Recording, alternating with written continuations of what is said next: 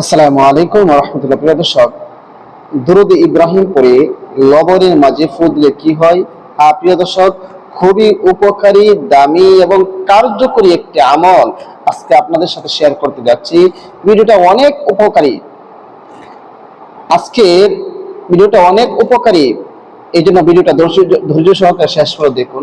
প্রিয় দর্শক, ভিডিওটা কিভাবে কি করতে হবে এবং আমল করলে কি হবে সম্পূর্ণ আলোচনা আমি ভিডিওর মাঝে করতেছি। তবে ভিডিওটি শুরু করার আগে আপনাদের কাছে একটা ছোট্ট রিকোয়েস্ট, যারা আমার চ্যানেলের মধ্যে নতুন আছেন অবশ্যই চ্যানেলটি সাবস্ক্রাইব করে পাশে থাকা বেল আইকনটি বাজিয়ে দেবেন। প্রিয় দর্শক, কি বলেছি যে দুরূদ ইব্রাহিম পড়ে লবণের উপর ফু দিলে কি হয়?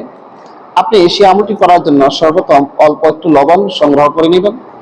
এরপরে উযু করে পবিত্র হয়ে আপনি আমলটা করার চেষ্টা করবেন।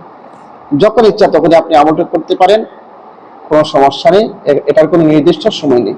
মনে করেন আপনি ফজরের পরে আপনি আমলটি করবেন, উযু অবস্থায় আপনি আমলটি করতে বসছেন জানাজার মধ্যে। উযুর কথা কেন বলি? যে মহান আল্লাহ পাক রব্বুল আলামিন নিজে পবিত্র আর পবিত্রতাকে পছন্দ করেন, এবং পবিত্র হয়ে যখন কোনো কাজ করা হয় সেই কাজের গ্রহণযোগ্যতা, সেই কাজের পাওয়ার অনেক বেড়ে যায়। এই জন্য বলি উযু করে পবিত্র হয় এরপর আমল করার জন্য। প্রিয় দর্শক, উযু করার পর আপনি জায়নামাজের মধ্যে বসে যাবেন এবং সর্বপ্রথম 3 বার ইস্তিগফার পাঠ করবেন। আস্তাগফিরুল্লাহ রাব্বি মিন কুল্লি যামবি ওয়া আতুবু ইলাইহি লা হাওলা ওয়ালা কুওয়াতা ইল্লা বিল্লাহি আলিয়্যিল আযীম। আস্তাগফিরুল্লাহ রাব্বি মিন কুল্লি যামবি ওয়া আতুবু ইলাইহি লা হাওলা ওয়ালা কুওয়াতা ইল্লা বিল্লাহি আলিয়্যিল আযীম। أستغفر الله ربي من كل ذنب وأتوب إليه لا حول ولا قوة إلا بالله العلي العظيم। 3 বার ইস্তিগফার পাঠ করার পরে এরপরে 3 বার দুরূদ ইব্রাহিম পড়বেন, যেটা নামাজের মধ্যে যে দুরূদ নামাজের মধ্যে পড়া হয়।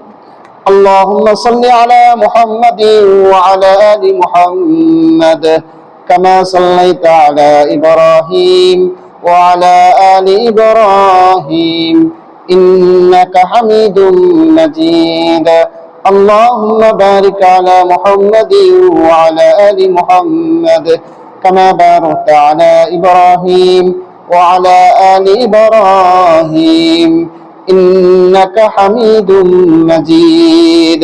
এরকম ভাবে 3 বার ইস্তিগফার এবং 3 বার দুরূদ ইব্রাহিম পড়ে লবণের মাঝে 6টি ফু দিবেন। কয়টি? 6টি ফু দিবেন। 6টি ফু দেওয়ার পর আপনার আমল করা শেষ। প্রিয় দর্শক, এখন এই লবণটা প্রতিদিন রাতে ঘুমানোর আগে আপনি এই লবণটা খাবেন, বা যে এই রোগে আক্রান্ত, কি রোগে আক্রান্ত সেটা বলতেছি, তাকে খাওয়াবেন। এই আমলটি কতদিন করবেন? 11 দিন। 11 দিন পর্যন্ত ওই রোগীকে অল্প অল্প করে লবণ খাওয়াবেন ঘুমানোর আগে। এভাবে যদি আমল করতে পারেন 11 দিন, তাহলে কি হবে? প্রিয় দর্শক, অনেক সময় মানুষেরা দুশ্মনী করে, শত্রুতামি করে, খাবারের মাধ্যমে জাদুটোনা করে, ব্ল্যাক ম্যাজিক করে, বান করে, সেগুলো যদি জাদুটোনা ভিতরে চলে যায় এবং সে আক্রান্ত হয়ে যায়, এরকম ভাবে যদি আমল করে লবণ 11 দিন খাইতে পারে, আল্লাহ পাক রব্বুল আলামিন এর উসিলা করে তার জাদুটোনা, ব্ল্যাক ম্যাজিক যেগুলো করেছে সবগুলো নষ্ট হয়ে যাবে, একেবারে লবণের মতো পানি হয়ে যাবে। লবণ সেগুলোকে পানি করে দেবে। প্রিয় দর্শক, শুধু আল্লাহর উপর পূর্ণ আস্থা রেখে সহি শুদ্ধ ভাবে কতদিন আমল করবেন? 11 দিন। 11 দিন আমল করতে হবে না, একদিনই আমল করবেন, লবণটা 11 দিন খাবেন। ইনশাআল্লাহ এই দামি আমলটি আপনি শিখে রাখেন, হয়তো আপনার কাজে লাগতে পারে, যে কোনো সময় আপনার কাজে লাগতে পারে। কারণ দুশ্মন দুনিয়ার মধ্যে কারো কম নেই, কখন কারো ক্ষতি করে বলা যায় না। এই জন্য এই আমলটি সবাই শিখে রাখবেন, আর ভিডিওটা বেশি করে শেয়ার করে দিবেন যেন সবাই শিখে রাখতে পারে। আর সবাইকে অসংখ্য ধন্যবাদ ভিডিওটি দেখার জন্য। আসসালামু আলাইকুম ওয়া রাহমাতুল্লাহ।